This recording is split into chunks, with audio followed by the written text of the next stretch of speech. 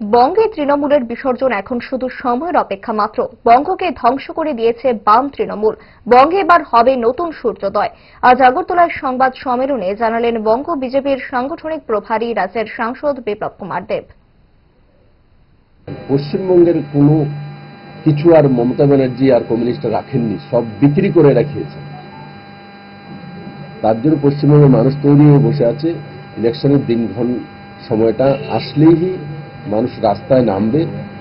পশ্চিমবঙ্গের মানুষ তার অধিকার চাইবে, কারণ পশ্চিমবঙ্গ এমন একটা জায়গা যেই প্রদেশটা ভারতের ইকোনমিতে 1950 আগে মোটামুটি 25 থেকে 30% রেভিনিউ দিত। ভারতবর্ষের ইকোনমি মানে 70% পুরো দেশের রাজ্যগুলো পশ্চিমবঙ্গ একা দিত।